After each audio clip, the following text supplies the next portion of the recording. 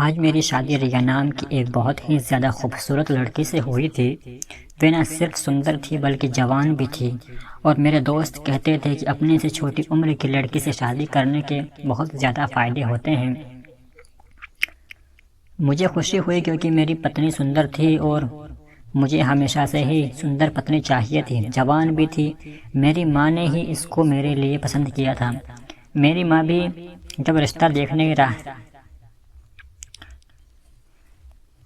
मेरी माँ भी जब रिश्ता देख रही थी तो यही कहती थी कि लड़की सेहत और हिसाब से अच्छी होनी चाहिए, ठीक होनी चाहिए, शरीर में जान होनी चाहिए, जवान होनी चाहिए।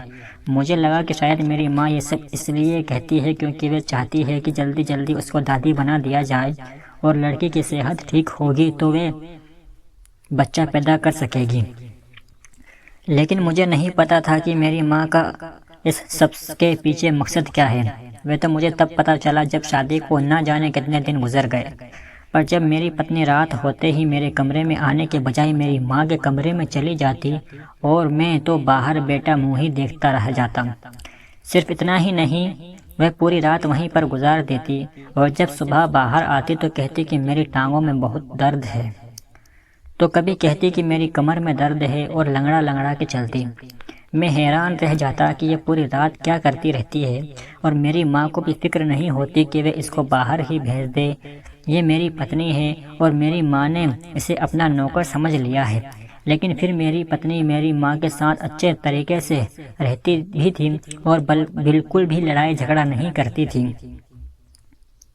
सिर्फ यही बात नहीं थी, जब वे दोनों अंदर कमरे में होती तो मुझे अंदर नहीं आने देती थी। मैंने इतनी दफ़ा जाने की कोशिश की तो कहती कि नहीं, तू यहाँ से चला जा, तेरा यहाँ पर कोई काम नहीं है।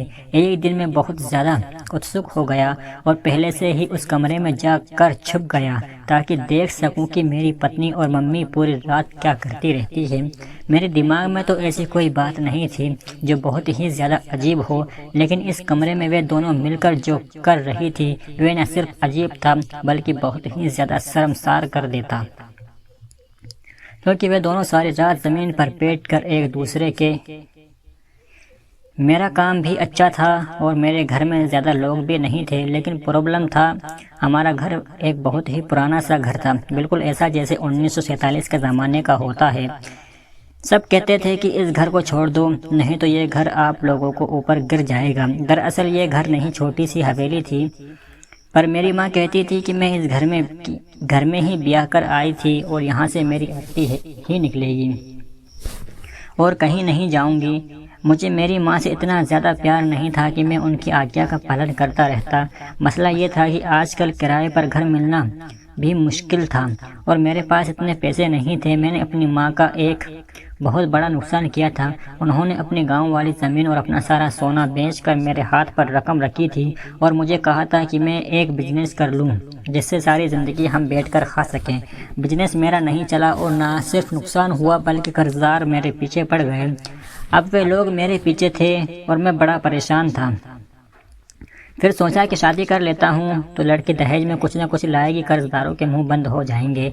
लेकिन लड़की भी दहेज में कुछ ज़्यादा लेकर नहीं आई, पर फिर भी जो पैसे उसके माँ बाप ने दिए उससे मैंने कर्जदारों के मुंह बंद कर दिए।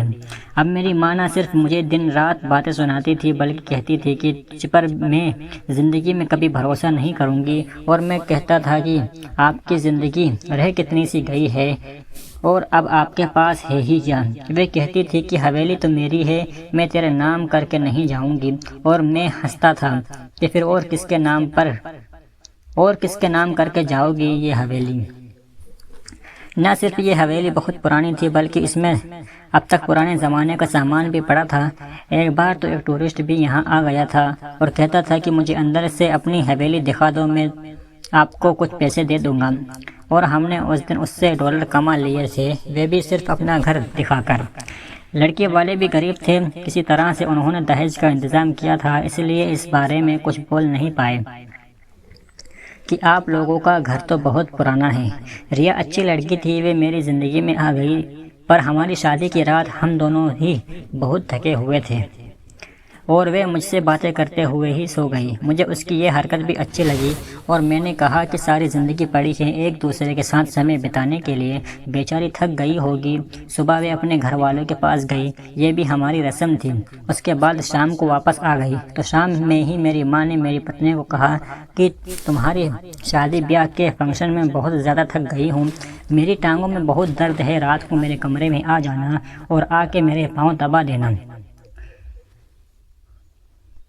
सोनाली को इस बात से कोई दिक्कत नहीं थी। उसने कहा कि जी मम्मी जी मैं आ जाऊंगी, लेकिन मैंने कहा कि आज की रात तो हमारी रात थी, अब तुम कहाँ जा रही हो? तो उसने कहा कि वे भी तो आपकी ही मम्मी है, मेरी तो नहीं है, और अभी शुरू के दिन में अगर मैं उनकी बात नहीं मानूंगी तो उनके दिल में मेरे लिए जहर पनपने लगेगा। आधे घंटे तक वापस आ जाऊंगी। मैंने कहा कि ठीक है, आधे घंटे तक तुम्हारी दूरी बर्दाश्त कर लूँगा।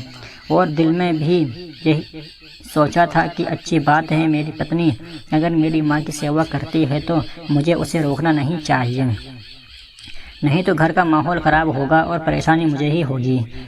पर यह क्या कि मेरी पत्नी कमरे में गई और वापस आने का नाम ही नहीं ले रही थी। यहाँ तक कि 2-3 घंटे गुजर गए।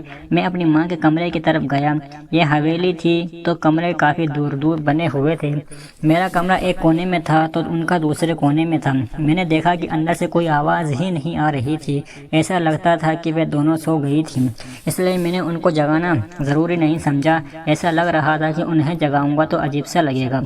मैं वापस आकर अपने कमरे में सो गया। सुबह मेरी पत्नी जब कमरे से बाहर निकली तो उसकी तबीयत बहुत ख़राब लग रही थी। इससे पहले कि मैं उससे पूछता कि तुम रात को वापस क्यों नहीं आई, मेरी माँ ने कहा कि इसकी तबीयत अचानक से ख़राब हो गई थी तो ये मेरे कमरे में ही सो गई। मैंने कहा कि अगर तबीयत ज़्यादा ख़राब थी तो मुझे बता देते। तो कहने लगे कि इतनी भी ख़राब नहीं थी और फिर मैं भी तो उसकी कुछ लगती हूँ। मैंने उसकी नज़र उतारी है, वे ठीक हो जाएगी, और बस उधर ही सो गई। मेरी पत्नी के चेहरे से लग रहा था कि जैसे बात कुछ और है। सवाल उससे करता था, जवाब मेरी माँ देती थी। बाद में मैंने उससे पूछा भी तो उसकी जगह मेरी माँ जवाब देती थी। उसने कहा कि जैसा मम्मी जी कह रही हैं वैसा ही है, मेरी तबीयत ख़राब हो गई थी। ये दिन भी इसी तरह गुजर गया। फिर 1-2 दिन ऐसे थे कि जिसमें मैं अपनी बीवी के साथ समय गुजारना चाहता था, लेकिन मुझे भी समय नहीं मिल रहा था क्योंकि कर्जदार पहले ही मेरे सर पर थे। अगर मैं समय ज़्यादा करता तो फिर मैं बहुत बड़ी मुश्किल में फंस जाता। काम तो मुझे करना ही था। मेरी पत्नी और माँ अभी तक एक दूसरे के साथ ठीक जा रही थी और अनबन, कोई लड़ाई झगड़ा, कोई बहस कुछ नहीं हुआ था। मैं चाहता था कि घर का माहौल ऐसा ही रहे, लेकिन रात हुई तो फिर मेरी माँ ने कहा कि रिया आकर ज़रा मेरे पाँव दबा दे। मैंने कहा कि जल्दी वापस आना, आज तो आ ही जाना। उसने कहा कि आज तो मैं जल्दी आ जाऊँगी, पर आज भी वे वापस नहीं आई। मुझे गुस्सा आया और मैं अपनी माँ के कमरे की तरफ ही चल दिया।